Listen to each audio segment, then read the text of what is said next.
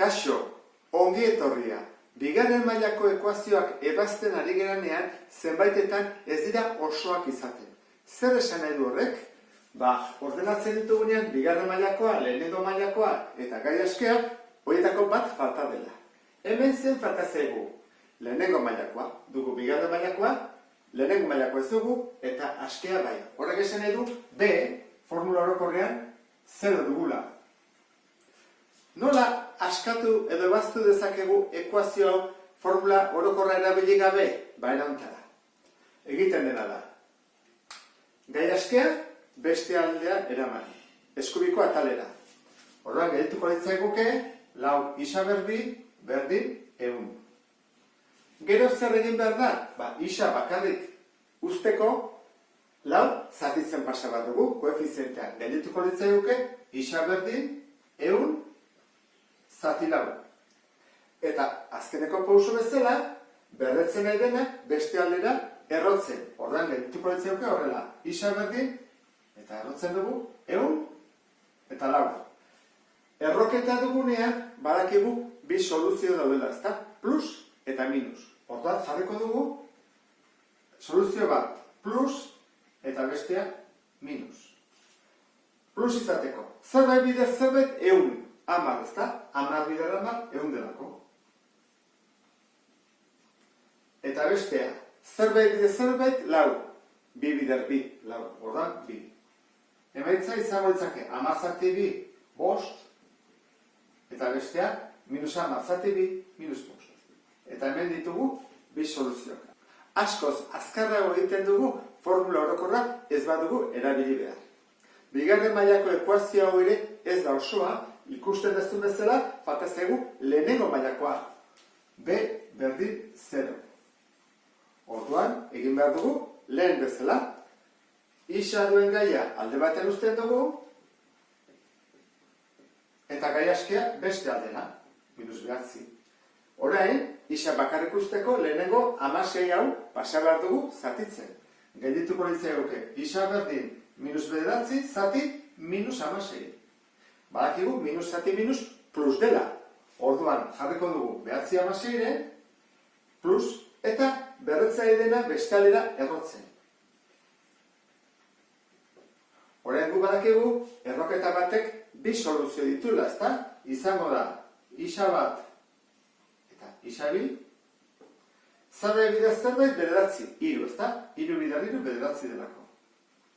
Eta hemen minus. Eta bestea, zerbait bider bere burua 16, 4. 4 bider 4, 16. Eta da. Orduan hemen ditugu bi soluzioak. Ikusi duzu bezala, formula orokorra ez dugu erabili beharrik. Konturatuko zinean, lehenengo mailako gaia ez dugunean, B0 denean, ateratzen zaizkigula bi soluzioak aurkakoak. Bat positiboa eta bestea negatiboa. Ikusten dezun bezala, hemen falta zaiguna da gai askea. Horrek esan nahi dut, C dela 0. Hau nola egiten dugu? Beste prozedura batekin.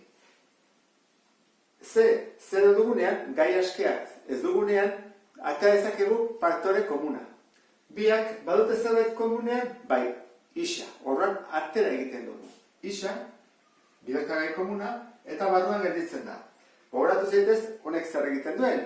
Bana denak zatitu. Isa berbi, zati isa, bakizu dela, isa. Eta, minus 4 isa, zati isa, kentzen ditugu isak, eta gelditzen zego minus 4. Egin duguna izan da, deskomposaketa bat. Gu badakigu, emaitza 0 izateko biderketa batean, bitakon batek izan behar duela 0. Edo hau, edo hau. Orduan, hori ingo dugu, hori egira bi soluzioak, bada parentesi hau 0 izatea, eta bestea da isa 0 izatea. Hemen ditugu bi soluzioak, bat hau da, isa berdin 0. Eta fatazegu, bigarrena, isa bakarrik utzi behar dugu. 4 hau pasatzen badugu beste aldera, kentzera dena batutzen. Beraz, isa berdin 4. Hemen ditugu bi soluzioak. Isa bat eta isa 2. Ikusten duzu bezala oso azkar egin dezakegu. Baina gogoratu, Ate behar dugu faktore edo biderkagai komuna. Ikusten duzu bezala, ekuazio hau ere ez da osoa. Gai askea falta zaio. Isa ez duela.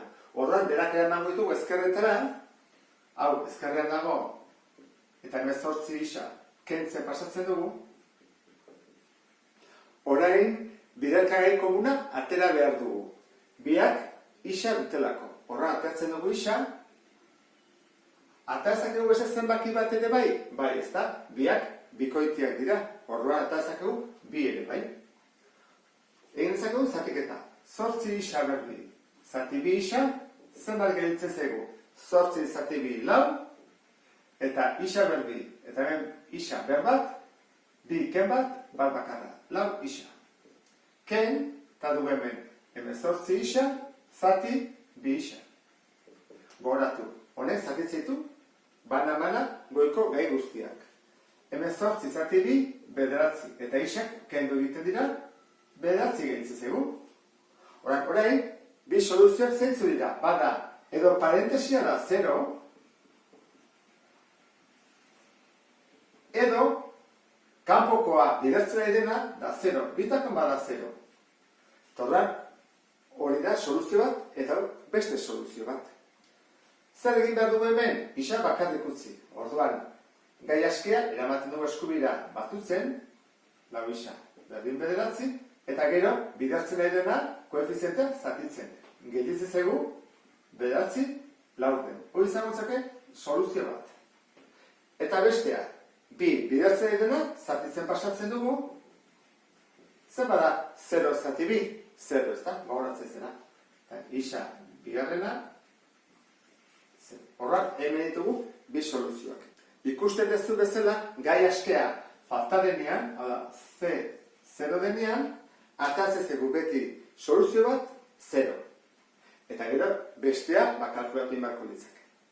Eta nola egiten da, falta zegunean, B eta C. Biak, lehenengo mailako ez dugu, eta gai askea ez dugu. Adibidez, hemen bezala. Bigarren mailakoa bakarrik dugu. Erabildezakegu formula orokorra. Benetan erresena da, esatea, bueno, 12 zatitzen pasatzen dugu.